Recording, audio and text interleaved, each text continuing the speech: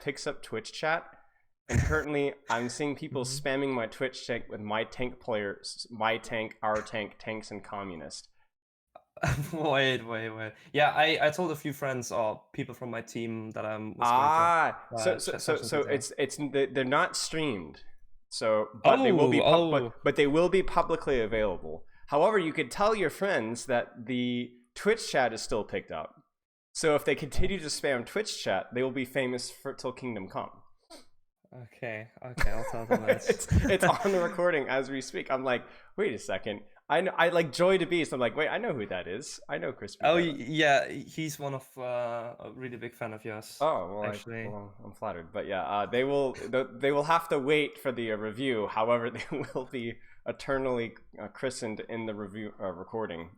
So Okay. So I got that wrong. Okay, I told them it's gonna be streamed, but yeah. okay. Well, here's what happened: is if several months ago, about 6 months ago, I stopped doing these live streams because what ended up happening is I would basically stream for like 3.5 hours before I actually streamed. You kind of see what I'm saying? Because I was like, I was focused on the review, so I never interacted or did anything with Twitch chat for like 3.5 hours, almost 4 hours. So I was like, you know what? I should probably change my structure. I get that. So, yeah. Okay. But yeah, apologize for any confusion. But it will be publicly available. We'll be able to check that one out. And like I said, if they want to continue to spam at random times, they will they will be able to see themselves. Okay. So let me get your form here. At the time of the form filled out, GM5. Still there? Or elsewhere? No, not quite.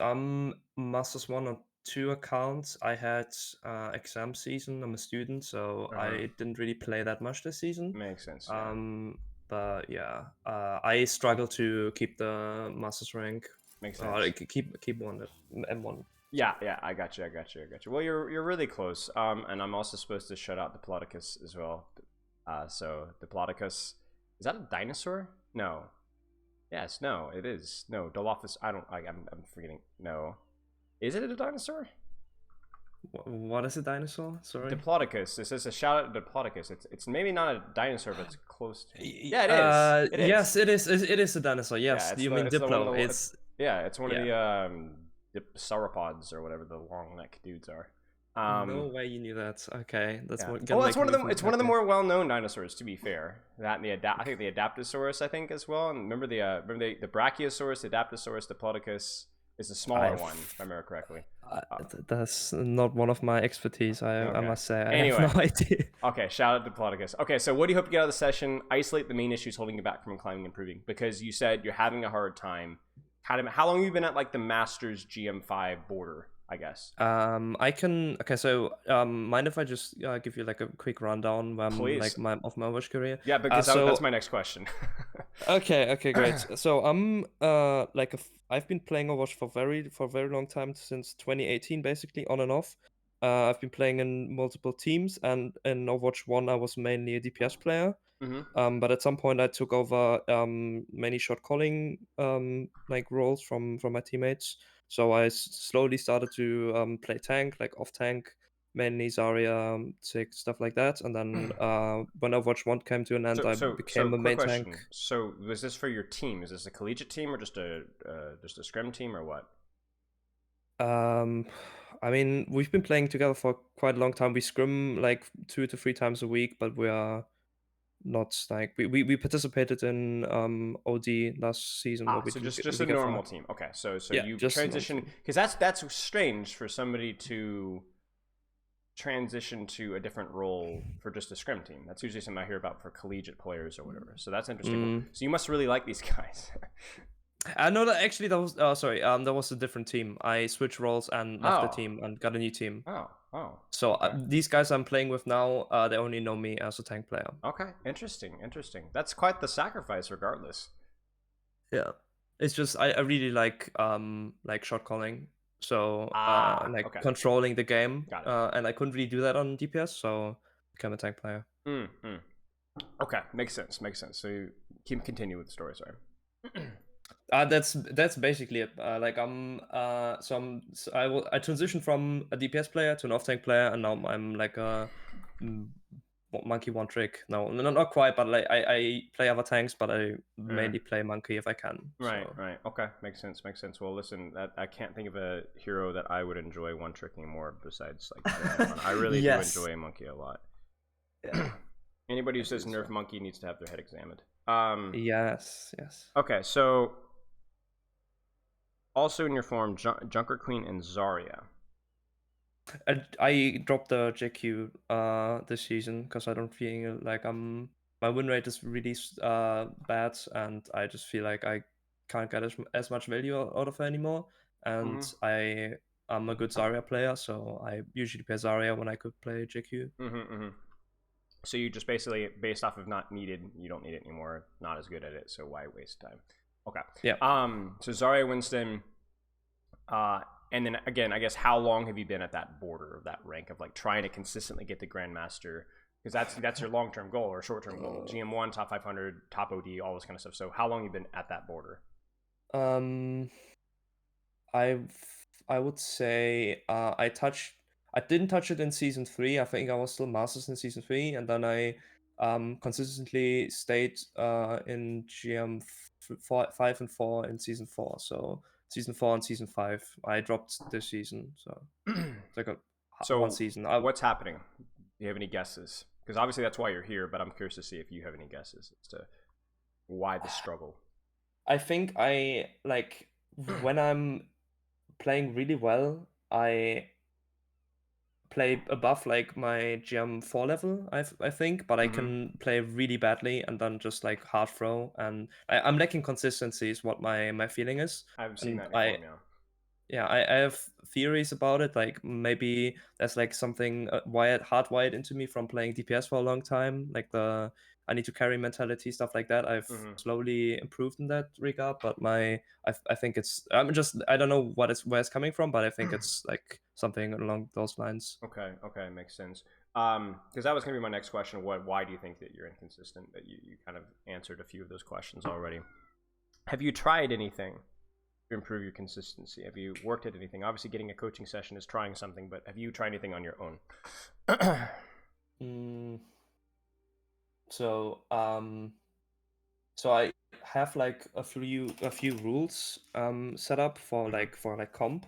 So I usually try and duo with my flex support, Mm-hmm. which just makes my life easier because I don't have to adjust to like a random Moira player that Mm-hmm. just goes fading into the backline. I Mm-hmm. can always trust my flex support, and Mm-hmm. like a few rules about like mentality. So if I think either me or my duo is tilting or we're losing like more than 3 games in a row, I try and quit and try another day. Okay. Um, but like game in terms of gameplay, we have a coach and I've had VOD reviews before. But it's like What stuff I has come up in the review? Maybe it's more like scrim related, but I'm still curious. um they're usually macro they're usually about macro, like about like I usually get stuff wrong in the macro sense. Yes.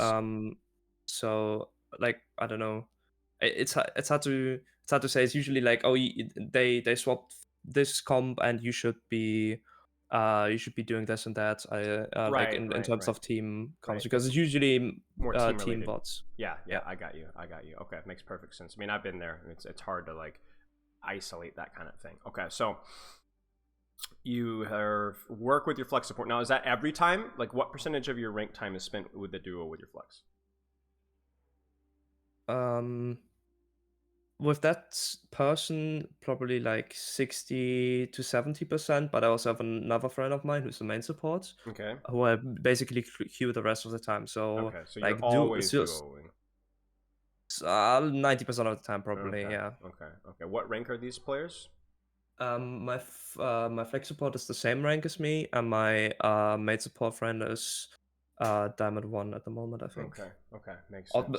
Also playing for like a higher SR team, and I think I think he's basically at the same skill level, but he's just Got it. Got it. Just not transferring over to rank just yet. yeah. Hmm. Okay. I think one of the things I'll kind of keep an eye on, maybe something to toy with, is so you talked about like, okay, playing with a random Moira solo queue. You know, like I want to trust my support, and I think that's there's definitely truth in that. There's consistency in play through that. However, I think kind of playing around those variables and forcing yourself to play around those variables can be good for you as a player. So I'm not saying that like every game you want to be playing with a Torben Sim one trick, but kind of forcing yourself to kind of adapt to those situations is really important. And there are some downsides to duo queuing. You could be boosting the person. They might be, with all due, I'm sure you know this person very well, but they might not be giving the same level of effort as you are. So you're basically playing with ankle weights.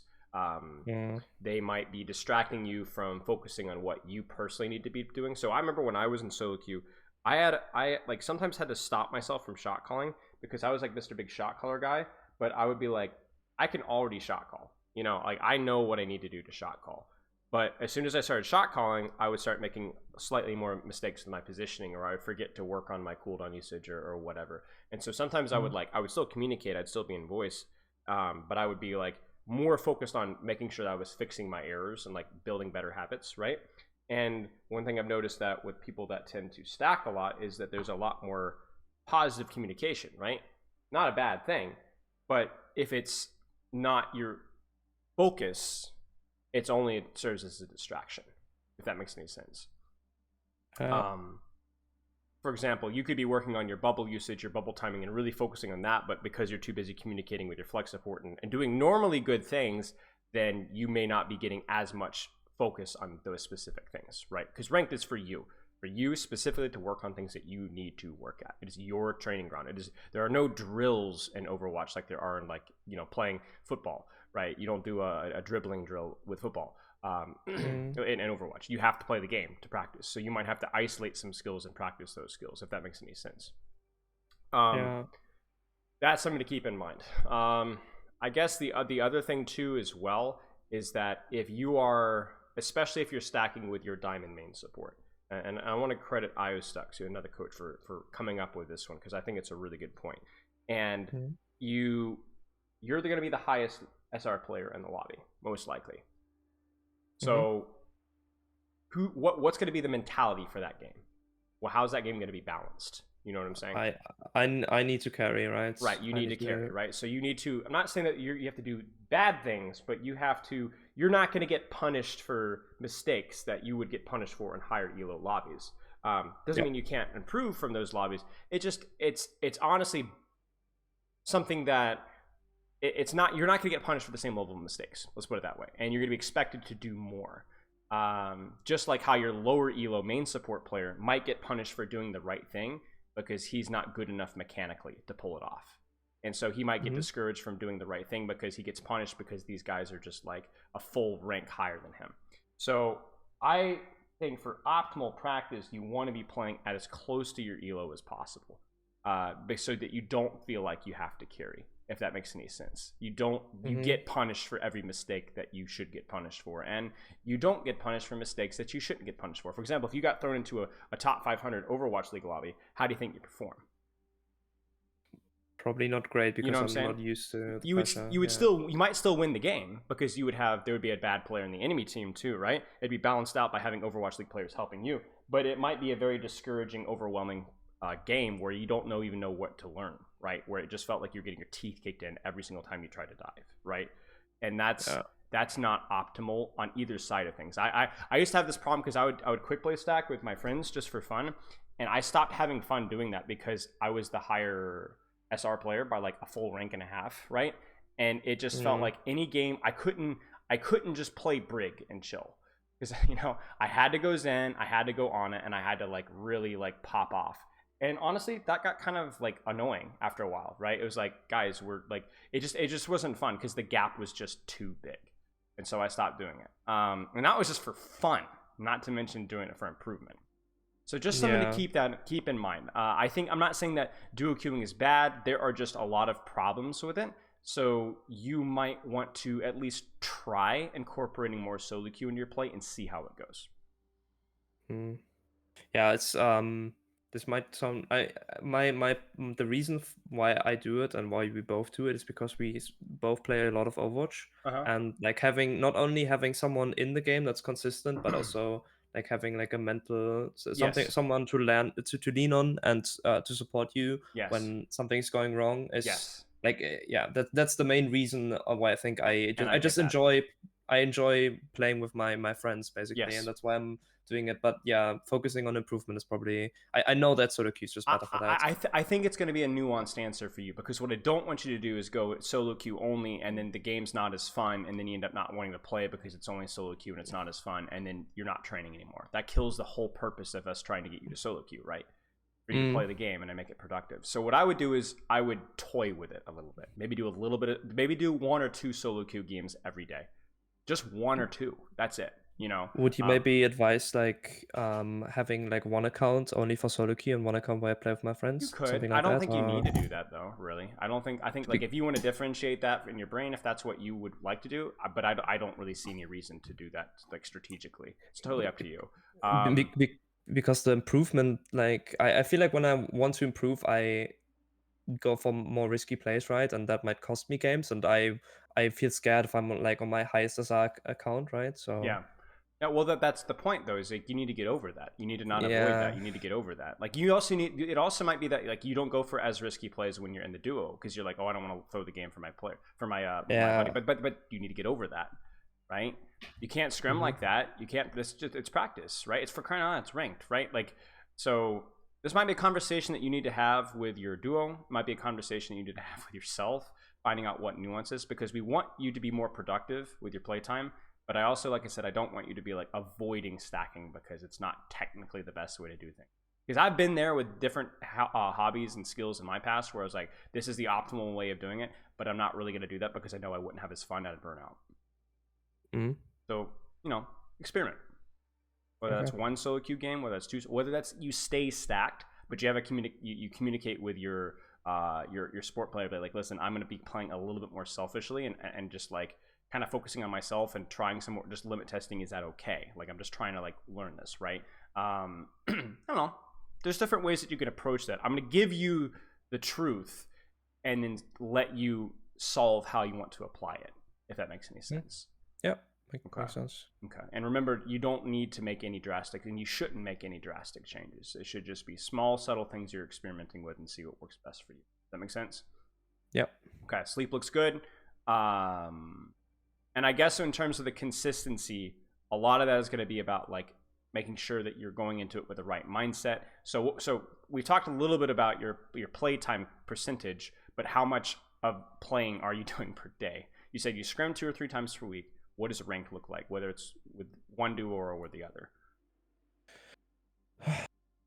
Hard to say. I have phases where I play maybe 5 hours a day, which is probably too much, and I have phases where I don't touch the game for 2-3 days until I scrim again. So it's really about how I feel and about how many opportunities there are to play with my friends. Like Right. if they ask me to play, then I'm just gonna hop on, even though I was maybe doing something else at the moment. Sure. So I don't really have like a consistent schedule. I don't play like an hour and a half a day or something like that. I just random. Okay. Okay. Makes sense. But is there any like average? Average. So average per day is probably like an hour and a half maybe, but that's really inconsistent. So if I like that, an average session length is probably like 4 hours plus. Okay. Okay. So you're getting a lot of play time then, regardless. Mm. Um, So the real question is going to be consistency, right?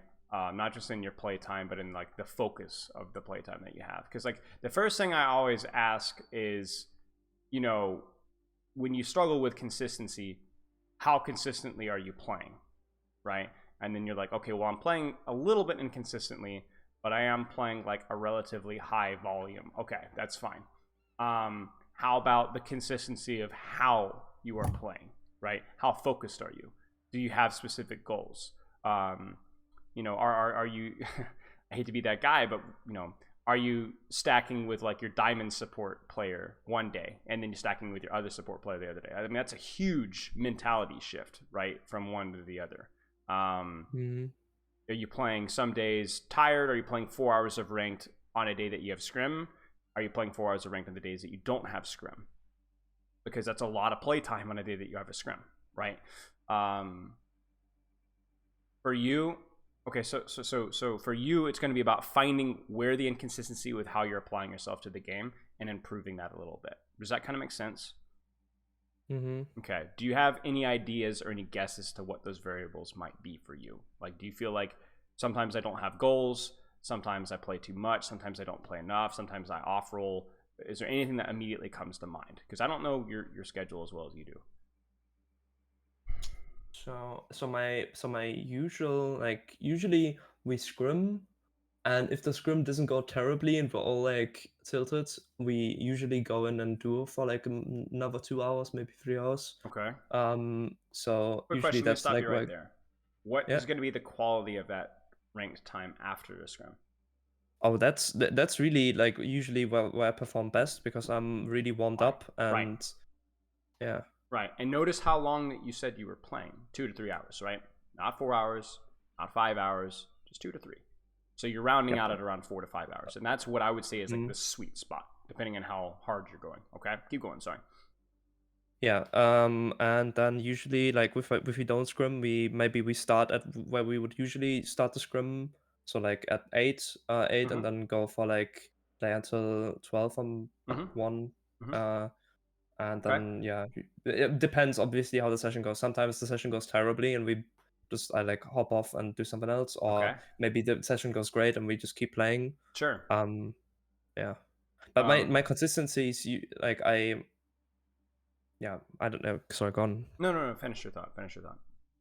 I'm like I don't know where my like I can't really pinpoint where it comes from. It's usually like I play one day where I feel like everything is going great and like I'm close to ranking up or even rank up, and then the next day or the next 2 days I just play terribly and I just like I feel like I get bad teammates or I but just know I'm making mistakes and stuff like that. Right. Right. Um, there's a good story. All right. There's a couple of. You ever heard of chop wood, carry water? No. Okay, so basically the idea is that you're going to have days, you're going to have bad days, you're going to have good days, you're going to have days where people are going to be nice to you, you're going to have days where you wake up on the right side of the bed. It's a big thing in athletic training where you'll wake up and how you feel versus what you ate the other day, how you slept, how whether you're fighting an illness or sickness or whatever. Some days I'll wake up and I'll do some sprints or do some lifts and I just feel like old old and slow, and some days I feel like I'm the next coming of Michael Jordan, right? And it's hard to pinpoint exactly. Sleep is the number one thing for me, but it's sometimes you just wake up on the wrong side of the bed.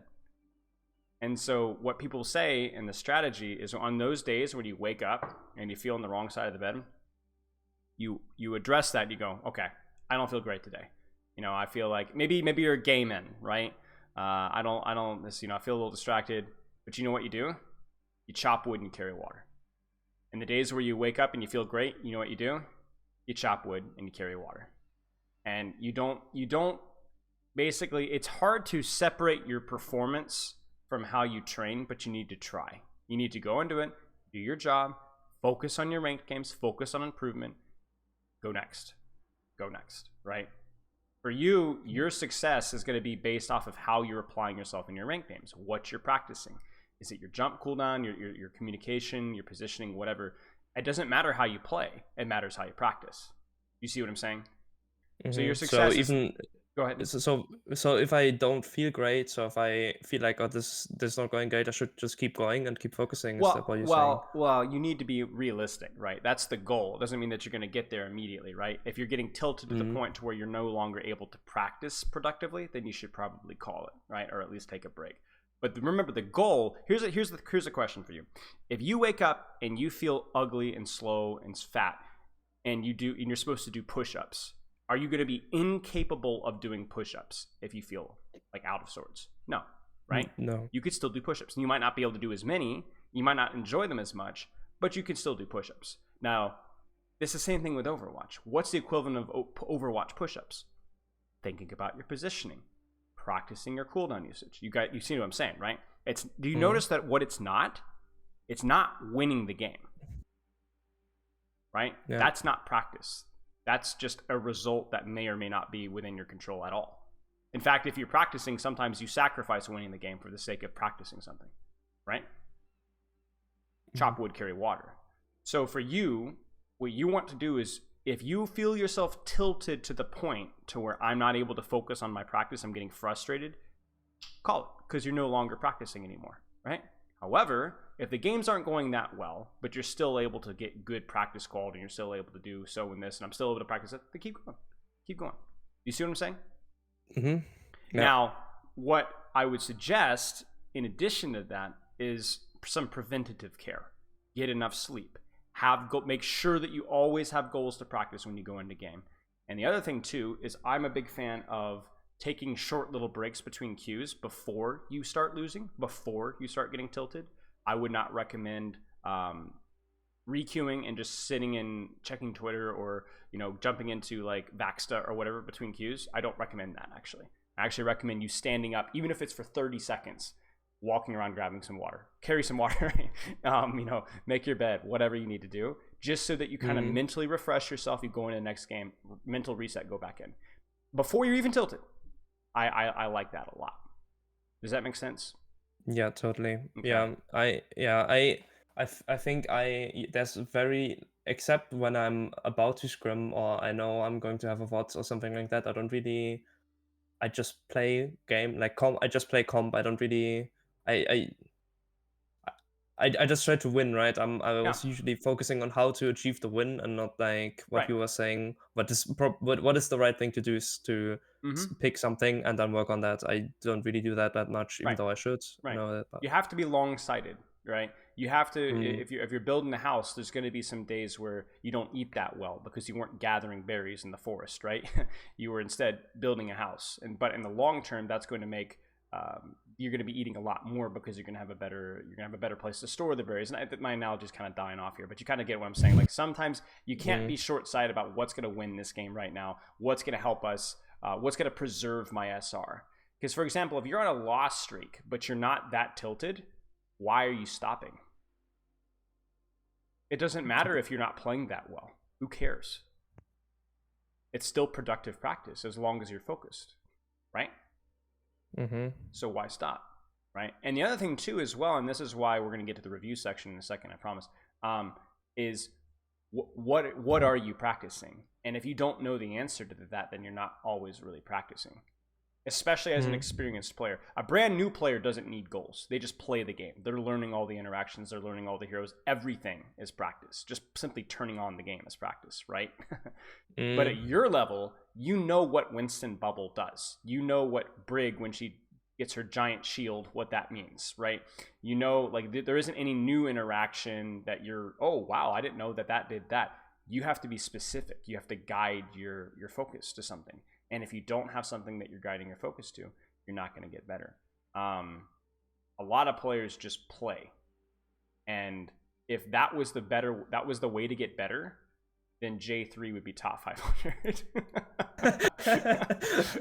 Okay. I mean, it's true though. A lot of streamers play the game for a lot longer than you, but because they're playing just to play for stream, entertainment, and they're playing for long periods of time, they're good at the game, because playing the game is going to get you good at the game, but they're not great at the game. They hit a hard ceiling, For a lot of these guys, it's about, why? Because how focused are they when they play? Not really. No, they're focused on the chats. 75%, and even you, like, you're thinking, oh, I'm focusing on winning the game. Yeah, but that's not helpful. What are specific Winston skills that you're lacking that are costing you games that you need to train? You might not know the answer to that. You might have some guesses, but even if you know the answer to that, if you're not focusing on it in game, then you're not improving. See, this is why I don't really call myself a coach. I mean, I call myself a coach, but I'm not really a coach necessarily, because in Overwatch, you need somebody that's like on your tail, you know what I'm saying? Constantly reminding you of what you're focusing on. And there's only one person that can do that, it's you. And so I'll have coaching sessions with people and they will never get better, right? And I'll have coaching sessions with people and they will immediately get better because they needed that information. But honestly, it's up to you to be able to apply that in game. Yeah.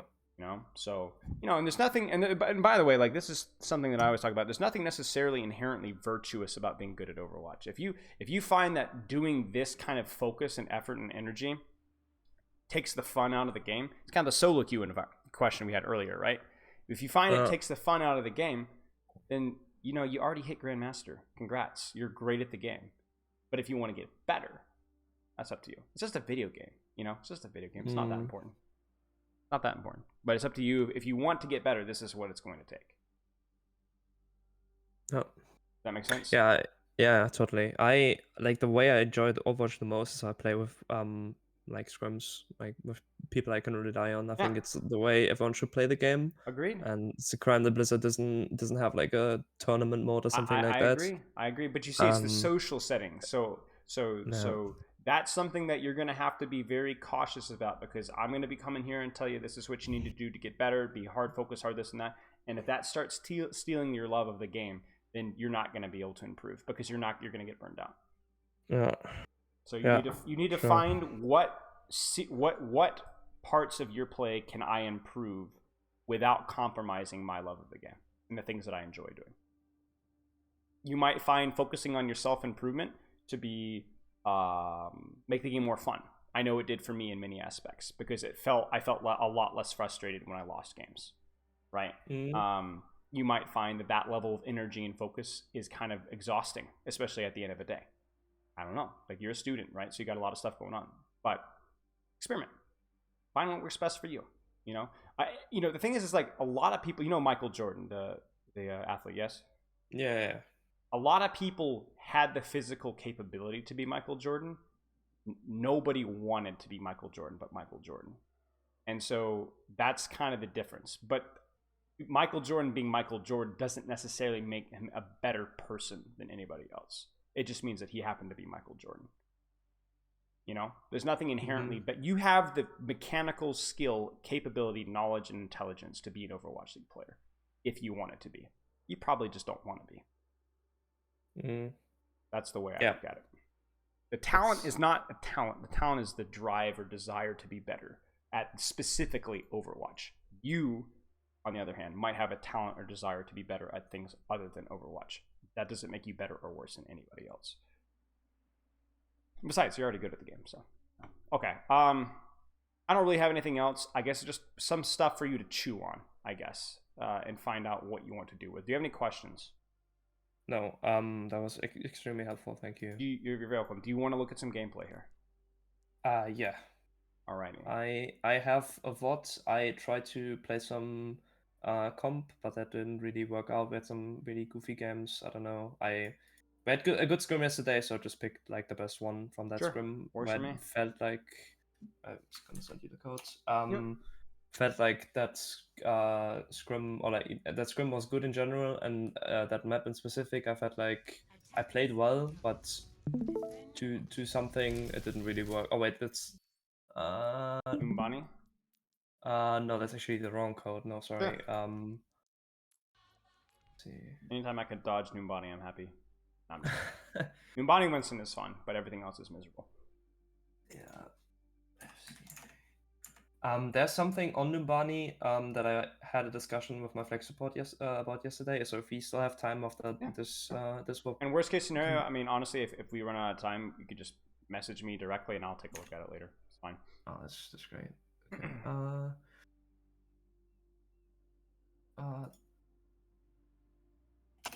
I think this should be the one. So it's definitely a different animal with scrim VODs, because it'll be more about like how your team is performing, but there will still be some things that I can pull from your gameplay that we can talk about. So why did you pick this specific code or this specific map? What are you looking at specifically here? So I wanted to get a VOD where I played like my best hero, so the one I'm feeling most comfortable on. Yep, of course. So those are like dive heroes. So I played Monkey and Ball on this one. On first point especially, I had trouble like finding like my footing in the game. Yes. I felt very useless. As you can see against that com, not really having a dive target. Second point, they played like TP rush, and I called for like a ball tracer comp. Sure. Which was really difficult to pull off because they TP'd on us then, and we were not fast enough, and like of course stop him to me. And third point was actually pretty okay, but yeah. So how do you play versus this composition? So first off, you know that you're not going to be able to dive and kill something immediately, right? So where does your value come from? So our sustain, like they only have like sustain is the wrong word. Like ball, they get like one big initiation with the ball and the heck. We have like we can take a longer fight. Yes. If our backline survives, our brick gets value. You're less I get spiky. value. You're less spiky, right? Like Yes, where they have a burst of value and you're more consistent. But the important thing is you're coaching the team right now. Coach yourself. What do you do? Where's your value? My value is in denying like denying them basically, so making them like I can't deny the ball, I can't really deny the sombra, but I can deny the people that are in the backline. Stop you right there. You sure you can't deny the sombra? Because you're autopiloting right now. You're saying I can't deny the sombra, but you're wrong. You can. You're just not used to sombra being the target that you're focusing on. What could you do in the sombra? Spy check. Spy? Not really.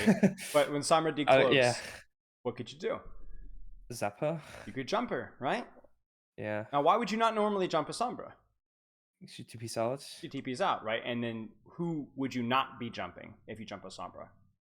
That backline. The backline, right? But that's you get my point, right? What backline?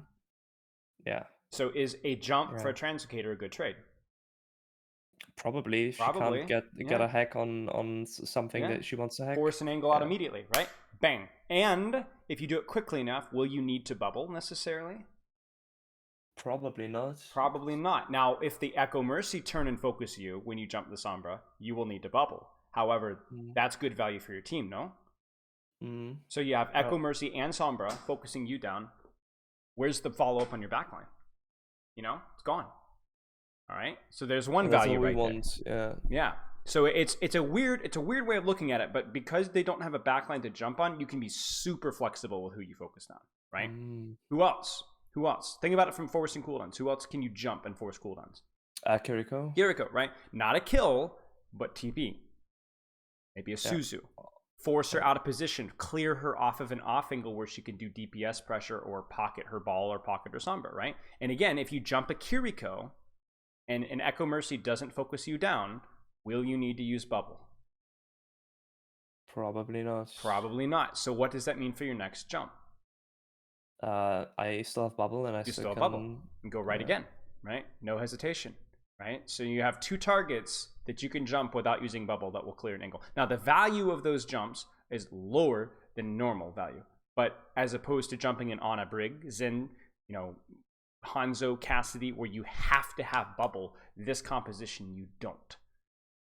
Does that make sense? Okay, so find your value here. Find your value and make it happen. Let's see what happens. Now you could also make a good argument here that maybe you play passively, sit inside your backline and bubble off your backline on the dive and focus the Sombra or whatever. You could do that. I could see that sometimes being, but my point is that don't just go, oh, I don't like monkey into this. Well, find something and make it happen, because there is a lot of value to be found here with monkey. It's just not very satisfying killing backline value, you know? Yeah.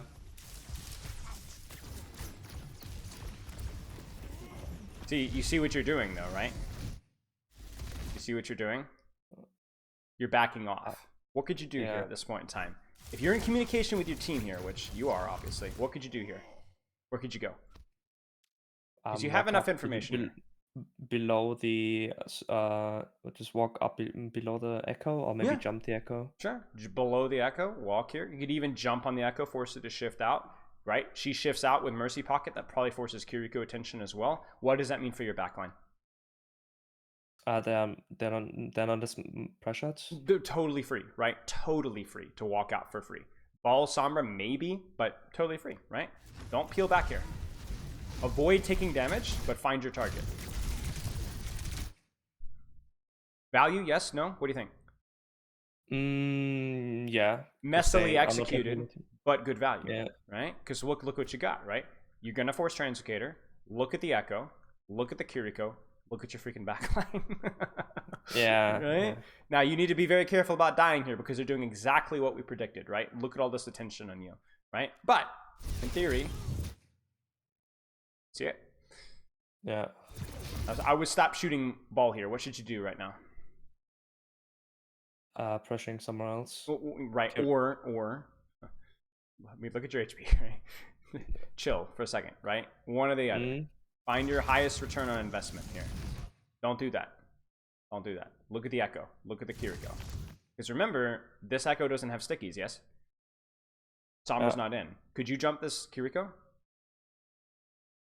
I could, but I would leave myself open to... You could. It would be risky, but you could. Again, not something that you're used to doing. You could certainly walk on the Kiriko instead of shooting at the ball, right? Yeah.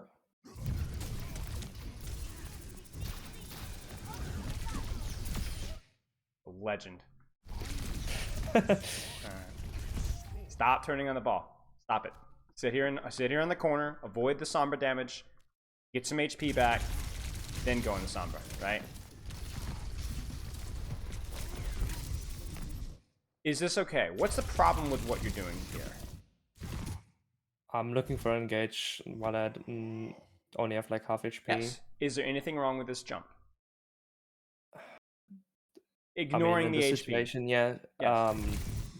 Not really. My Ana's otherwise on me. Like I'm taking space. Sure. So it's just we want you at a higher HP, so that you maybe don't even need to bubble, or you can go in more aggressive. Right. That's all.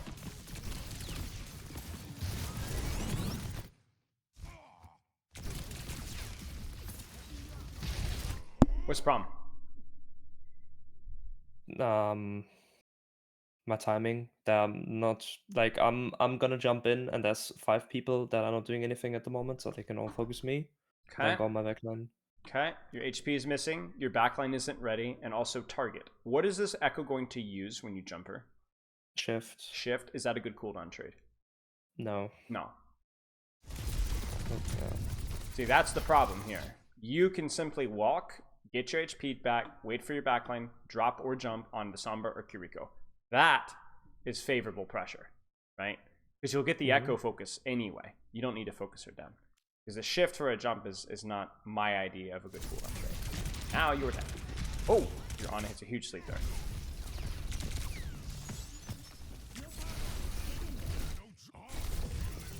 Translocator. The only problem here is that I just don't love the nano on you personally. I don't know if we cover that, but... Yeah, because I would have preferred a nano onto Cassidy, maybe a nano after you forced a Kiriko TP, right? Something like that. Good value. No bubble. Do you see it? You see it? Now you pursue. And there it is. You see it? Stand the Sombra, force her out. Next ball. Love primaling ball. Good. Force the Translocator. That's a good nade from your Ana. There's the Kiriko. She's going to Suzu. Then she's going to TP. Good. And there you go. You see the value here, yes? No. It demands you being very attentive to the timing with your backline, which comes from communication, and also your willingness and ability to, first off, get your HP back, but also choose the right targets, right? There are still favorable, a Winston versus a Sombra, you still win that 1v1, right? So take it. Yeah. Kiriko, you still win that 1v1. Echo, ball, pretty hairy, right? So find the 1v1s, right? Find the 1v1s. Force attention and force pressure that way. Does that make sense? So don't overcomplicate this matchup too much. Find who you can force, even if you don't kill them. Just make them force the cooldowns and see where you can go from there.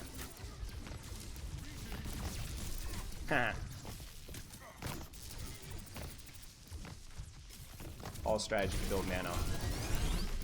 Yep. Now I don't hate this, just knowing that you are going to get cleared at some point, you know. So what I might do is if I see this here, I might hesitate using my bubble here. I think it's okay, but there's also nothing wrong with it if you see this here just jumping out, you know. There's nothing wrong with that either. Because you're going to have to end up jumping out anyway. You bought yourself a little bit of time. Was it worth it? I don't know. Maybe. Probably not. He's going to be there. Kind of hard to say. Yeah. Focus the Kiriko out. Very good. Don't stop it. You see it? Look at your brain. Right? This is, stop it. Look for that. Look for that. Where is that Sombra? You know, is she around? If you don't see her, that's fine. Then honestly, at this point in time, if you don't have a target to immediately jump, think defensively here. What do you need to be worrying about?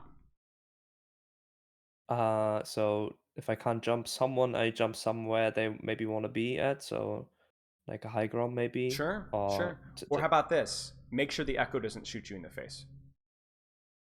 Because the problem with what you're doing right now is that you're not probably thinking fully about the echo spam, and I don't want to give her value by letting her shoot me, right? So you're listening for Sombra, you're listening for Valk to end, right? Or maybe echo to use shift or get hacked or something like that, and then jump her. But right now, like there's really nothing that you can do that's going to contribute value anywhere, right?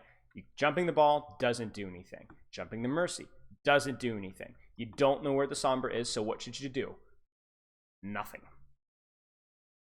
You get me? Yeah. But do nothing really well, because if you do nothing, what does that allow your Ana and Brig to focus on? DPSing and healing the people that can do something. So the best thing that you can do is to do nothing really, really, really, really well. Okay. Mm-hmm. Let's something I'm always scared of, because I feel like I'm doing nothing. Right. Yeah. Maybe that ties into your consistency. When you don't have immediate value, you fall apart. Okay, let's keep going here. I'm getting old. I forgot to change my stream scene until now, so you're gonna have to hear the audio from without the thing. It's now happened twice. It's okay. Surely you'll. The audio from Overwatch, or? Well, okay. So the scene doesn't pick up the Overwatch gameplay until just now. Oh, okay. So the recording is. I apologize. I'm just getting old. It's okay. Okay.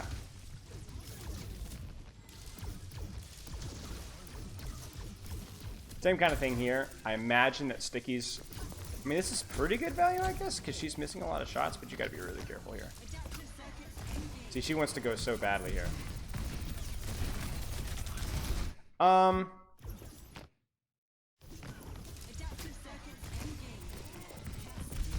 mean, it's a good try. I think, like, if Mercy uses GA like this right here, right in front of you, if you can find a way to, like, land here, right, I think you're probably gonna, you might kill her. So I think the idea here is actually okay. It's just not well executed. Very rarely will you be able to kill a Mercy like this, but I think this was a shot too, right? Love the ego with the bubble. You knew Nano was coming, so you get it off. Let's keep watching here. What are you thinking so far of this fight, by the way, of how you're playing? I mean, I'm making the best of my bad decision. Like, I guess I'm focusing the Mercy here was a bad idea, but she got hacked and she got called, so I kept focusing her. But correct. And she felt killable too, right?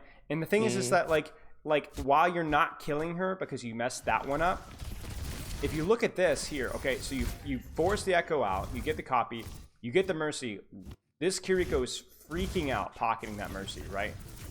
The Echo is now hard focusing you. The Sombra is now hard focusing you. The Ball is now hard focusing you because this Mercy is screaming, right? This is fine. As long as you're putting out good pressure, right? For the cooldowns that you're getting, right? This looks okay to me. Now here, what's the play? I mean, I'm not Gushway, so I probably can't kill that Echo. What about the Mercy? Probably it's even harder to kill. I don't care if you're Gushway. How are you gonna? Do you think a reasonable play is to go for this Mercy here, even if you don't have Gushway level mechanics? I mean, I'm still putting pressure on her, so sure. I guess yeah. Give it a shot. Unless you got something else better, give it a shot. There you go. Get it. Come on. Come on. Oh. Oh. Yes! Honestly, my point is totally reasonable to try for a play like that. I mean, it made sense, right? She was very killable. Okay, let's keep going here. Do you have any questions so far? No, I think so. Okay, stop it. Again, what should your focus be on at this point in time? You don't have jump, so what should your focus be on doing? Not dying. Not dying, taking no damage. I know it's tempting for here to like right click here because it's 50 damage, but it's more important for you not to get hacked. It's more important for you not to get shot, right? Don't take damage. You see what I'm saying? Very important that you do that. Oof. Good. Good. Bubble was a little early, but I think it's okay. So notice that we're not talking about what's going to win us this round, you know? For you specifically, what could have been executed on better? What were some habits or thought processes that you could have, some skills that you could have executed on?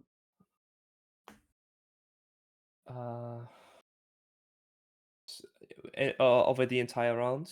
Yeah, sure, the entire run. Like being in sync with my backline and noticing when I have to do something, when I don't have to do something. Sure. So let's put it this way.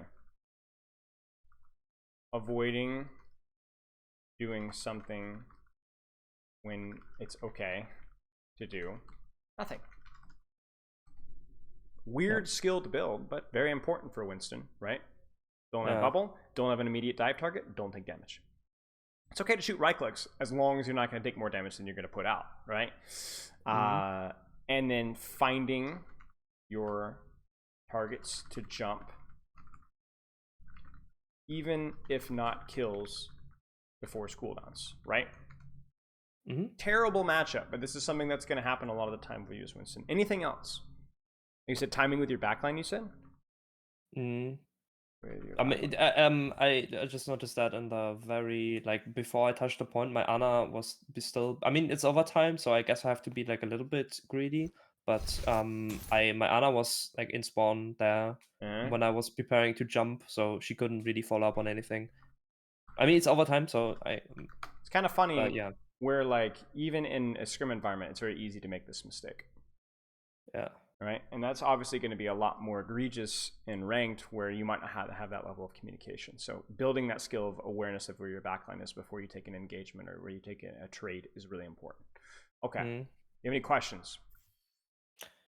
Don't think so, no. Okay, keep going. You want to look at some ball? We can run a little bit over if that's okay with you. Yeah, sure. Let's take a look at some ball. So I agree. I think, you know, versus that composition, Winston's going to be hard, but it can work very, very well. And it does synergize well with what your comp needs. Your comp needs somebody to clear that Sombra and Kirito, right? So what's your job in this comp? I love your composition, by the way. Super cute. Disrupt the TP. Is your Tracer engaged? Is your Genji in a position to do damage? Is your Zenyatta in a position to do damage right now? Zenyatta, yes. The flankers, I don't think so. Okay. Oh, my Ana, my Tracer actually is set up. Yeah, you see this? So what should you already be doing right now? Like rolling into them. Right, like right. Remember, yeah. You are a comp that fights when your Zenyatta has sightlines. Yeah? Your Zenyatta is fighting right now. You should be fighting right now. The reason why you guys get TP'd on and die, as you can probably see right now, is because you don't fight. You need to fight. Timing. You need to fight right now. They are in your Ana sightlines, your Zen sightlines, Brig sightlines, BAP sightlines, whatever the case is, time to go. Your Genji's in, Tracer's in, you're in. Let's go. So what would you do mechanically here? I mean, you're probably about to do it. Like roll slam. Yeah, roll over the edge and then like roll through them and slam back. Yeah. I mean, we're talking half of a second earlier in that recognition, you're good to go. Yeah? Wait, what? I have never seen that before in my life. Did he get booped as he took the teleporter? Oh my goodness gracious. I didn't even know that was possible. That's something for Mob Love to look at, probably. No way. He gets booped on entry, and so he's booped on exit. Dude, their BAP and Sim are booped too.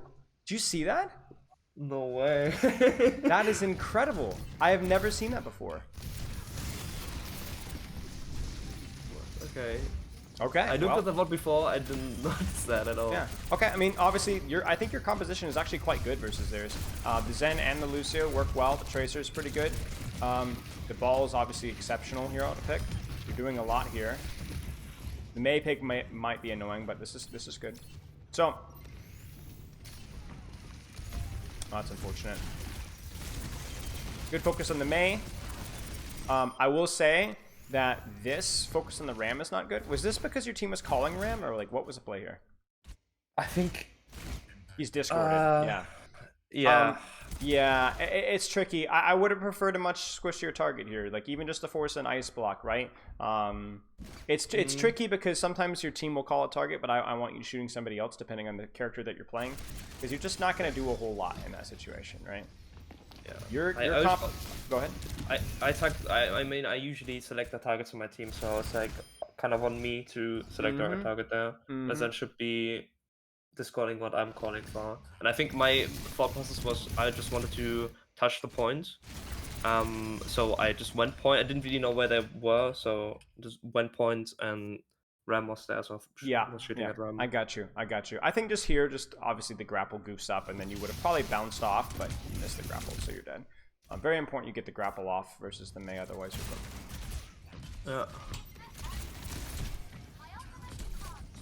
But you think this is a valid comp? Because my team, we had a discussion afterwards, and like it felt very terrible.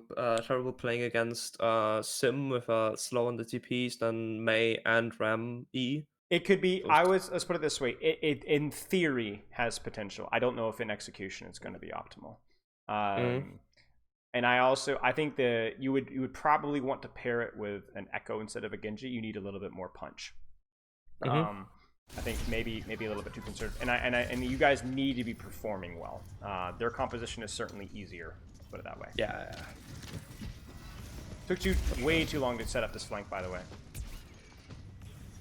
Too much poking there on that through that doorway. I was calling for my team to slow down here. Time to go. Right, it's got to be now. You see your Zen, you see your Tracer, you see him. The little blue blips. Got to go now. If that TP gets off, you're screwed. Too late. Again, it's the same thing, right? It's just like you're set up, but I know you were waiting on grapple, but you have to time this well with your team. There has to be a level of communication here where you get this off, because if your team is already walking forward and you're not going in, like really you should be going in right as your Zen peaks, right? Make them all look at you so your Zen, Genji, Tracer, and someone can free fire, right? The problem here is it's like we go in, 1, 2, 3, 4 people take the TP. And you're going to kill the Sem, but your Zenyatta is going to get his transforced instantly. Drop the mines, slam, find a squishy. Good. Good. Mei's next target, yeah? That was super weird slam. Yeah, okay, so their old economy is just too good at that point. Okay. I'm focusing on, like, the simplest thing, essentially, with your ball. I don't want to focus too much on the details, just little things you can do. Right here, right? Very important that you get this timing. Again, timing has to be perfect, right? Because this isn't even bad. Obviously, you mess up your slam here, but, like, again, it's just a little bit too late.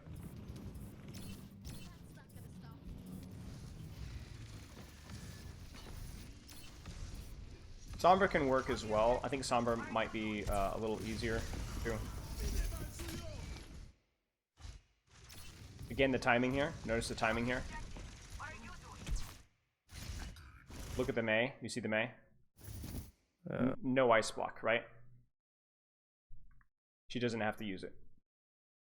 That's the kind of thing that I'm talking about with the timing, right? Whether it's with your backline or with your DPS, you need to be working in tandem with those guys to this. Oh my gosh, this ice block has to be forced, right? Off of that dive, has to be. If it doesn't, then Mei plays way more aggressive and doesn't get punished. And then obviously kind of goofy touching here. Okay, let's how much time do we have? You want to go over like one more quick fight? Is that you got time for that? Yeah, sure. I have time. Ooh, we're back on the Winston here. So a little bit more traditional dive here. Got an on a brig mirror. Kind of weird that. I mean, if you're gonna play Zen anywhere, it would be here. Zen with the monkey? Not with the monkey. No. Just balls in here.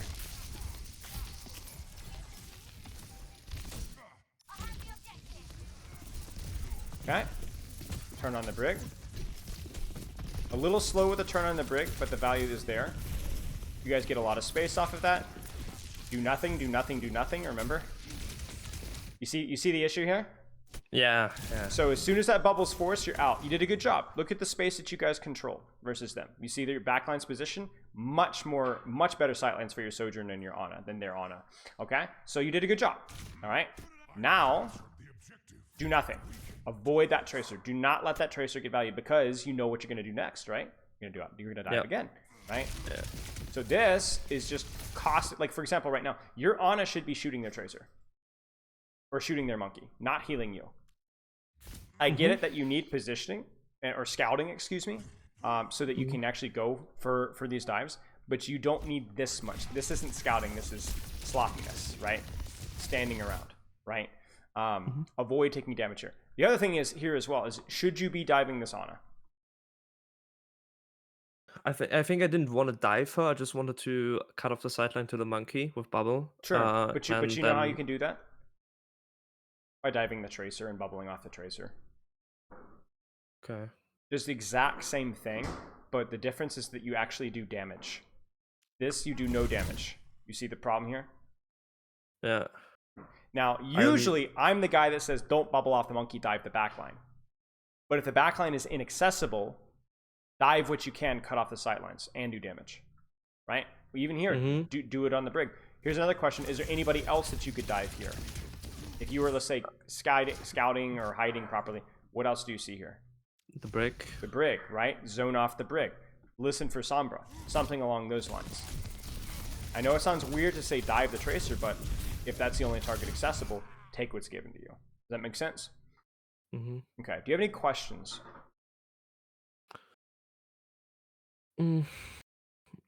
I don't think so. Okay. Don't forget, do the Numbani thing. Remind me later, or shoot me a message on that later. Okay. Yeah, big thing for you is going to be the way that you're approaching training and finding balance with what you enjoy and with what's productive.